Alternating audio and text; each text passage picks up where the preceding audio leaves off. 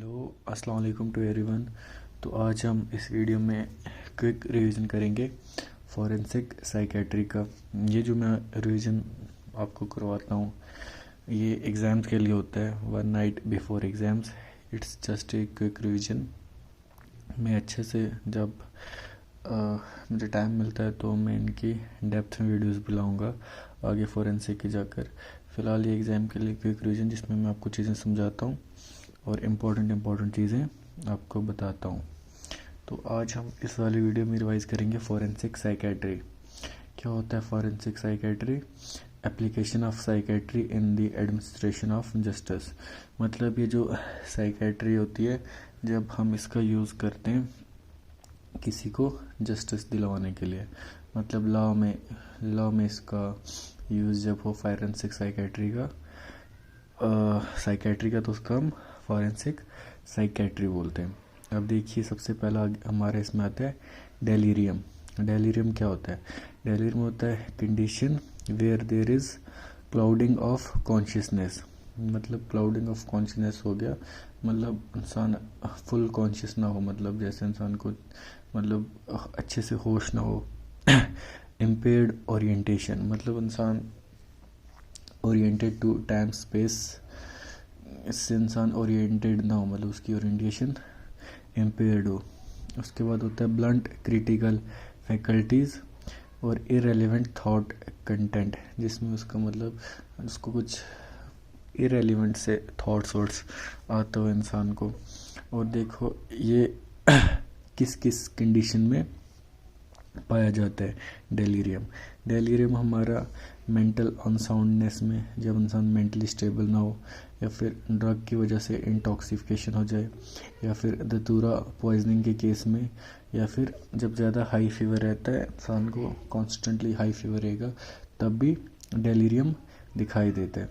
अब हमें पता है फॉरेंसिक साइकेट्री में हमें हर चीज़ की MLI मतलब मेडिकल लीगल इम्पोर्टेंस पता होनी चाहिए। इसमें क्या इसकी मेडिकल लीगल इम्पोर्टेंस होती है? Crime committed while under delirium is not liable to punished by the law. देखिए सिंपल है, तो इसमें आप जो भी क्राइम करते हो तो लॉ के अंडर पनिशेबल नहीं होता है। सिंपल है, मतलब क्योंकि आप मेंटली अनसाउंड होते हो, फिर क्लाउडिंग ऑफ आपको कॉन्शियसनेस होता है, या फिर आपकी ओरिएंटेशन ठीक नहीं होती है, इसी वजह से। हमारा जो दूसरा इंपॉर्टेंट क्वेश्चन होता है, ये यूनिवर्सिटी एग्जाम में बहुत पूछा जाता है, ये होता है हमारा डिलूजन। डिलूजन क्या होता है? It is a false belief in something that is not fact and persist even after its falsity has been clearly demonstrated. ये पता है क्या बोलता है? अगर इंसान कोई चीज़ में फॉल्स बिलीव, कोई चीज़ मानता है जो सच नहीं होती है, अगर कोई बंदा बात है, कोई बोलता है ये चीज़ ऐसी हुई है, उसको उस चीज़ का डिलूजन है, मतलब वो उस चीज़ में यकीन करता है जो कि ट्रू नहीं है, और उसको समझाया भी जाता है, मतलब उसको क्लियर किया जाता है कि जो तू बोल रहा है वो गलत है, फिर भी वो अपनी जो चीज़ होती है उसको मानता रहता है, तो उसको डिलूजन कहते हैं। मतलब आपको एक चीज़ क्लियर की जाती है कि जो आपका थॉट है वो गलत है, स्टिल आप अपने थॉट पे स्टक रहते हो, तो इसको डिलूजन कहा जाता है। अब देखिए डिलूजन की टाइप्स पढ़नी है, ये हमें एग्ज़ाम में, यूनिवर्सिटी एग्ज़ाम में कभी 5 मार्क्स का शॉर्ट टाइप, कभी वेरी शॉर्ट, या फिर लॉन्ग टाइप भी आ सकता है। डिलूजन की एग्जांपल्स देखिए भाई, ये जो हमारी फॉरेंसिक साइकेट्री होती है ये बहुत इंटरेस्टिंग सब्जेक्ट है, तो इसको पढ़ने में मुझे तो मज़ा आता है, पता नहीं आपको कैसी लगती होगी। चलिए हम टाइम ज़ाया के बिना डिलूजन की एग्जांपल्स पे आते हैं। पहले होती है हमारी डिलूजन ऑफ ग्रैंडियर, या फिर इसको हम डिलूजन ऑफ एग्जॉल्टेशन बोलते हैं। इसकी हम डेफिनेशन देख लेते हैं पहले। False belief of the person considering themselves to be powerful और wealthy that persist even when proven false. इसमें किसी इंसान को लगता है कि वो ये तो बहुत ज़्यादा अमीर है, किसी इंसान को अपना आप बिलीनियर लगने लगेगा, या फिर उसको अपना आप बहुत ज़्यादा पावरफुल लगने लगेगा, जबकि उनको बताया जाएगा, वो बोलेगा मैं बिलीनियर, उसको बोलेंगे तेरे पास तो पैसे ही नहीं है, फिर उसको बोलेंगे, वो बोलेगा बहुत पावरफुल, उसको बताया जाएगा तू पावरफुल इतना नहीं है, उनको ये चीज़ बताई जाएगी, फिर भी वो मतलब उस चीज़ में मानते रहते हैं, तो उसको हम डिलूजन बोलते हैं। उसके बाद जो हमारा अगला आता है उसको हम बोलते हैं डिलूजन ऑफ परसिक्यूशन, इसको हम पैरानोया बोलते हैं। इसमें क्या, the person believes that people are out to harm them by killing, poisoning etc, prone to committing homicide और सुसाइड। देखिए डिल्यूजन ऑफ परसिक्यूशन या फिर पैरानोया जो होता है, इसमें एक जो इंसान होता है उसको लगता है कि उसको कोई मारना चाहता है या फिर उसको कोई जहर देना चाहता है, पॉइजन करना चाहता है। ये जो लोग होते हैं ये अक्सर डरे सहमे रहते हैं इनको, क्योंकि इस चीज़ का डिल्यूजन होता है, तो इस वजह से कभी किसी का अपना खुद को भी मार सकते हैं या फिर प्रोसिक्यूशन के डिल्यूजन की वजह से किसी और का भी मर्डर कर सकते हैं। इसमें हमारा थर्ड आता है delusion of reference. The person believes that they are being referred to by agencies, media, persons around them in all matters. इसमें इनको क्या लगता है, देखिए जब न्यूज़ हमारी शो की जाएगी या फिर कुछ भी दिखाया जाएगा, तो किसी भी चीज़ का अगर रेफरेंस दिया जाएगा, जैसे न्यूज़ में मर्डर दिखाया जाएगा, पर्सन को अपना लगेगा, या फिर कुछ भी न्यूज़ में थीफ बताया जाएगा, पर्सन को लगेगा मेरे बारे में बात करते हैं, या फिर कोई भी नॉर्मल लोग भी बात करते हैं, उसमें पर्सन को अपने आप को लगता है मुझे टारगेट किया जा रहा है, तो उसको डिल्यूजन ऑफ रेफरेंस बोलते हैं। फोर्थ होता है डिल्यूजन ऑफ इन्फ्लुएंस या फिर जिसको हम बोलते हैं डिल्यूजन ऑफ कंट्रोल। इसमें क्या होता है, the person believe that all their thoughts, movement और action are being controlled by some external agencies like people, radio, hypnotism, telepathy. इसमें इंसान को लगता है कि वो जो भी कर रहा है उससे कोई करवा रहा है, या फिर जैसे या फिर वो उनको लगता है कि वो कुछ गलत कर रहे हैं, कुछ भी सही कर रहे हैं, या फिर उनसे कोई बाहर की कोई एक्सटर्नल एजेंसी जैसे रेडियो या फिर हिप्नोटिक्स देख या फिर टेलीपैथी से या फिर कोई लोग करवा रहे हैं उनके साथ जो भी हो रहा है उनकी लाइफ में। उसके बाद नेक्स्ट हमारा आता है डिल्यूजन ऑफ इनफिडेलिटी या फिर ओथेलो सिंड्रोम। ये हमारे एग्जाम में पूछा गया था, हमारे जो हमारे ये टर्मिनल्स होते हैं उनमें पूछा गया था।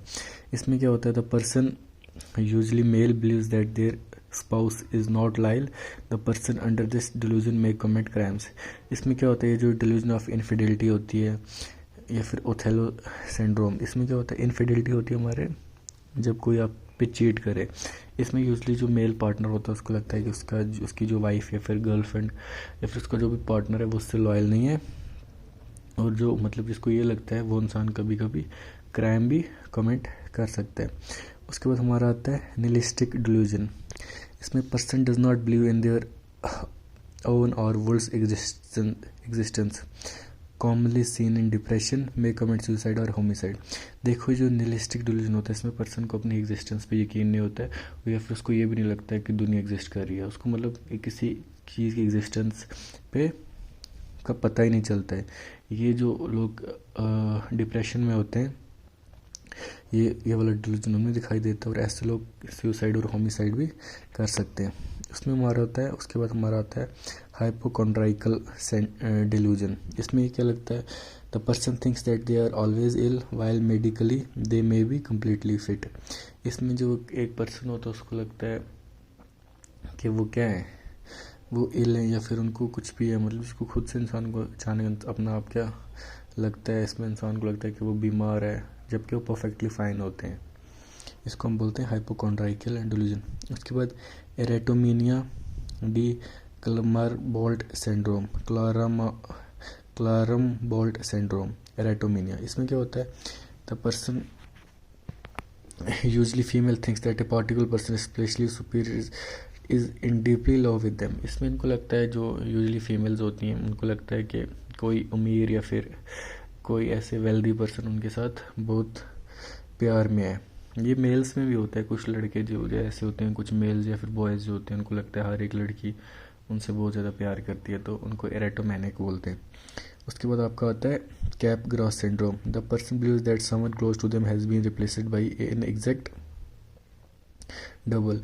कैप ग्रॉस सिंड्रोम में क्या होता है, एक इंसान को लगता है कि ये जो इंसान था मेरा फ्रेंड था या फिर मेरा सिबलिंग, कोई भी, इसको इसके डबल रोल ने रिप्लेस कर दिया। उसके बाद हमारा आता है लास्ट, हमारा आता है डिल्यूजन में, इसको हम बोलते हैं Fregoli syndrome. The person believes that various person whom they meet are actually the same, coming in different disguises. इनको क्या लगता है, अगर वो एक इंसान से मिलते हैं तो फिर दूसरे इंसान से मिलते हैं, बहुत सारे लोगों से मिलते हैं, उनको लगता है कि एक ही पर्सन, ये सब एक ही पर्सन है जो अपनी ये अलग अलग तरह से अलग अलग शेप्स में आ रहे हैं, मतलब उनको लगता है जितने भी लोग उनसे मिल रहे हैं वो सारे एक्चुअली एक ही हैं, अलग अलग वो अपनी लुक्स चेंज करके आ रहे हैं। उसके बाद हमने डिल्यूजन हो गया। उसके बाद होता है हमारा हेलुसिनेशन। इसमें क्या होता है, false sense of perception without an external object और स्टिमुलस टू प्रोड्यूस इट। इसमें क्या होता है, इसमें false sense of perception without an external object. इसमें हेलुसिनेशन में क्या होता है, मतलब इसमें कोई चीज़ होती ही नहीं है, मतलब एक्सटर्नल स्टिमुलस कोई चीज़ एग्जिस्ट ही नहीं करती है, फिर भी इंसान उसको परसीव करता है। मतलब कोई इंसान किसी स्मेल परसीव करेगा जबकि वहाँ कोई टाइप की स्मेल होगी ही नहीं।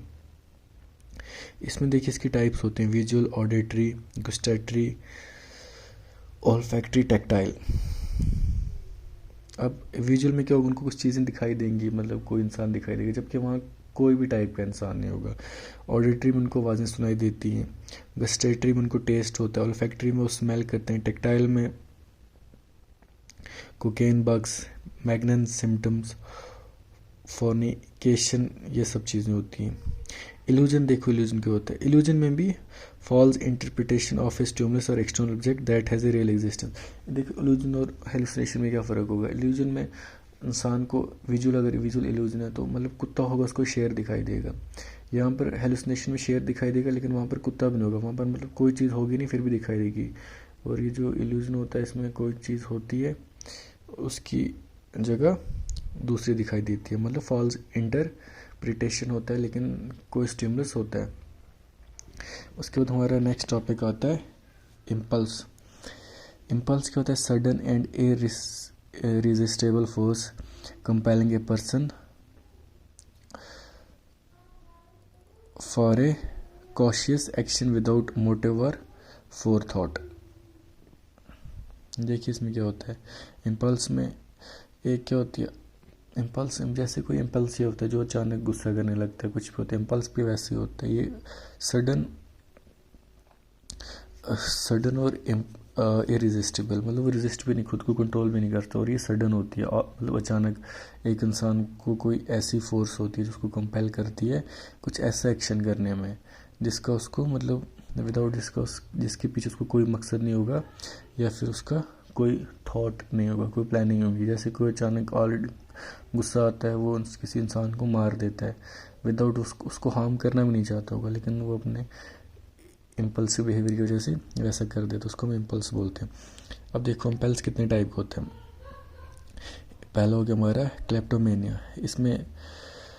इसमें कोई इंसान होता है ना, वो लो वैल्यू की चीज़ें स्टील करता है। जैसे आप कहीं गए किसी घर में, आपने उनका कोई कप उठा लिया या फिर कोई रबर इरेजर उठा लिया या फिर कोई स्टेशनरी की चीज़ उठा ली, मतलब इनकी कोई वैल्यू नहीं होती है लेकिन इसको अर्ज होती है कर देता है। उसके बाद हमारा होता है पायरोमेनिया। इसमें क्या होता है, इसमें ये जिनको पायरोमैनिक होते हैं वो चीज़ों को आग लगा देते हैं, वो रेजिस्ट ही नहीं कर पाते क्योंकि उनको अंदर से ऐसी फोर्स होती है जिनको चीज़ों को आग लगाने में मजबूर करती है। पायरोमेनिया होता है irresistible desire to set things on fire. उसके बाद होता है म्यूटिलोमेनिया। इसमें क्या होता है, irresistible impulse to maim animals. आपको पता है म्यूटिलोमा क्या होता है, म्यूटिलेशन क्या होता है, मतलब कोई डेड है या फिर उसको उसकी स्किन उधेड़ना या फिर कुछ करना, वही। उसके बाद होता है dipsomania, irresistible urge to periodically drink alcohol. Dipsomania में क्या होता है, इंसान अल्कोहल करता है पीरियोडिकली। उसके बाद होमिसाइडल इम्पल्स। इसमें क्या होता है, इरिजिस्टिबल urge to kill some person, वही गुस्सा आ गया तो वो उसको इम्पल्स में क्या होता है, वो लोगों को इरिजिस्टिबली मारना चाहते हैं। Suicidal impulse. इसमें क्या हो गया, इरिजिस्टिबल अर्ज टू कमिट सुसाइड। उसके बाद हमारा आ गया trichotillomania, irresistible urge to pull out one's hair हेयर। इसमें क्या होता है, टीलो हमारी हेयर्स को कहा जाता है। ट्राइकोटिलोमेनिया, इसमें इंसान अपने ही बाल निकालते रहता है। उसके बाद आ गया ओनियोमेनिया, इरिजिस्टिबल अर्ज टू शॉप कंपल्सिवली। इसमें क्या होता है, इंसान शॉप करता है कंपल्सिवली। उसके बाद हमारा नेक्स्ट टॉपिक आता है फोबिया। फोबिया और इम्पल्स इतने इंपॉर्टेंट नहीं, ज़्यादा हमारे हेलुसिनेशन और डिल्यूजन इंपॉर्टेंट थे। फोबिया में क्या होता है, irrational excessive fair of particular object और सिचुएशन। इसमें क्या होता है, डर होता है किसी चीज़ का। जैसे एक्रोफोबिया होता है, इसमें फेयर ऑफ थॉट्स होता है। एग्रोफोबिया होता है, इसमें फेयर ऑफ क्राउडेड प्लेस होता है। क्लैस्ट्रोफोबिया होता है, इसमें फेयर ऑफ कन्फाइंड प्लेसेस होता है। निक्टोफोबिया हो गया, निक्टो आपको पता है डॉग को कहा जाता है, निक्टोफोबिया हो गया फेयर ऑफ डॉग। मीजोफोबिया हो गया फेयर ऑफ डर्ट और contamination. Arachnophobia fear of spiders. Nomophobia fear of being without mobile phone, ये तो हम सब में होते हैं। Nomophobia fear of being without mobile phones. Phobophobia इसमें होता है fear a person with phobophobia experience anxiety even at the thought of situation where then can be feared. इसमें ये अलग है, इसमें इंसान डर से डरता है, मतलब इंसान को जैसे किसी इंसान को हाइट से डर लगता है, वो उसके बारे में हाइट के बारे में सोचेगा, जबकि वो हाइट पे होगा ही नहीं, अपने रूम में बैठा होगा, वो उस चीज़ से भी डरने लग जाएगा। उसके बाद हमारा एक वेरी शॉर्ट टाइप क्वेश्चन आता है ल्यूसिड इंटरवल।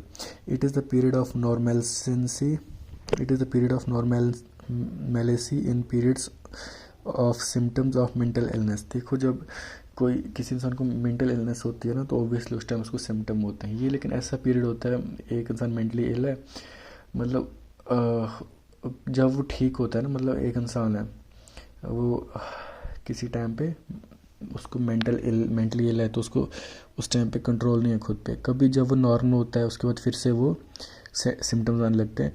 पहले उसको सिम्टम्स आ रहे हैं मेंटल इलनेस के, उसके बाद वो नॉर्मल हो रहा है, उसके बाद फिर से मेंटल इलनेस आ रही है। जो बीच में वो नॉर्मल होने का टाइम होता है उसको हम ल्यूसिड इंटरवल कहते हैं। It is a period of normalcy in between periods of symptoms of mental illness. During this period the symptom of mental illness may be completely absent. Medico legal importance क्या है इसकी? Enjoy all civil rights and is legally responsible for unlawful act. इसमें तो आपको पता है जब वो होता है इसकी ल्यूसिड इंटरवल होता है, ल्यूसिड इंटरवल के टाइम अगर वो कोई कमिट करता है क्राइम वराइम तो उसके लिए पंचेबल होगा। क्योंकि देखो जब वो ल्यूसिड इंटरवल नहीं होगा, जब वो नॉर्मल नहीं होगा, तब अगर वो कोई क्राइम करेगा तो हमारा जो सेक्शन 84 IPC होता है मैकनॉटन रूल, वो कहता है वो अगर आप मेंटली अनसाउंड हो तो आप कोई भी क्राइम करते हो तो आप पंचेबल नहीं हो। लेकिन अगर आप ल्यूसिड इंटरवल के टाइम आप नॉर्मल हो तो आप कोई क्राइम करोगे तो आप उसके लिए पनिश किया जाएगा। अब हम एक और इम्पोर्टेंट टॉपिक पढ़ते हैं, उसके बाद हम ये वाला वीडियो ख़त्म करेंगे, तो नेक्स्ट पार्ट में हम कंप्लीट कर देंगे इसको। ज़्यादा कुछ रहता नहीं है इसमें तो, लेकिन वीडियो ज़्यादा लंबा हो जाएगा तो इसलिए हम छोटा सा वीडियो एक और करके इसको कंप्लीट कर देंगे। अब देखो ये बहुत इंपॉर्टेंट क्वेश्चन है, ट्रू वर्सेस फेक्ड इंसैनिटी। देखो क्या होता है इसमें, trait true insanity faked insanity. Trait मतलब ऑनसेट कैसा होता है इसका जो ट्रू इंसैनिटी होती है, इंसान ग्रेजुअली मतलब अपने सेंसेस खोता है। फेक्ड इंसैनिटी जो होती है वो सडन होती है। इसमें क्या होता है आपको पता है ना, इसमें ट्रू में इंसान सच में वो होता है अपने मेंटली अनसाउंड, और इसमें वो फेक्ड में वो सिर्फ दिखाता है, एक्ट करता है किसी मोटिव या फिर किसी प्लान की वजह से। देखो इसमें क्या होता है, मोटिव ट्रू इंसैनिटी में यूजुअली एब्सेंट होता है क्योंकि वो डिजीज़ है, वो उस वजह से भी वो मेंटली इल हो रहा है। और जो फेक होता है उसमें मोटिव हमेशा प्रेजेंट होता है, तभी तो एक्ट करता है ऐसा। उसके बाद predisposing factors always present, उसमें एब्सेंट होते हैं फेक में। Sign and symptoms uniform and point towards a mental illness. Obviously अगर वो मेंटली इल होता है तो उसमें जो मेंटल इलनेस के साइन एंड सिम्टम्स होते हैं वो प्रेजेंट होते हैं। और इसमें क्या होता है, इसमें इरेगुलर और एग्जैजरेटेड होते हैं। वो आपको पता है इरेगुलर होंगे, जैसे रेगुलरली होते हैं वैसे नहीं होते हैं, और ज़्यादा ही वो शो करता है बढ़ा चढ़ा कर दिखाने के लिए कि वो मेंटली इल है। इसमें फेशियल अपीयरेंस जो होती है वैकेंट लुक होती है, उसमें वॉलेंटरली एग्जैजरेशन होती है। जो ट्रू इंसैनिटी होगी उसमें फेशियल अपीयरेंस क्या होगी, खाली, जैसे हमने अपने देखे होंगे मेंटल वैकेंट लोग, कोई उन पर कोई मोटिव नहीं होता है, वो एक्ट नहीं करते हैं इंसान होने का। जो फेक इंसैनिटी होती है उसमें जानबूझ के वो अपना फेस एक्सप्रेशन ऐसे बनाते हैं ताकि लगे, लोगों को एग्जैजरेट करते हैं, ज़्यादा ही अवर कर देते हैं ताकि लगे कि ये इशू है, मतलब मेंटली इल है। इसमें इंसोम्निया को पता है ना, स्लीपलेसनेस, तो इसमें जो ट्रू इंसैनिटी होती है इसमें फॉर मेनी नाइट्स इंसोम्निया, मतलब इंसान स्लीप नहीं ले पाता है। ये जो फेक इंसैनिटी होती है voluntarily for 1 2 days with difficulty.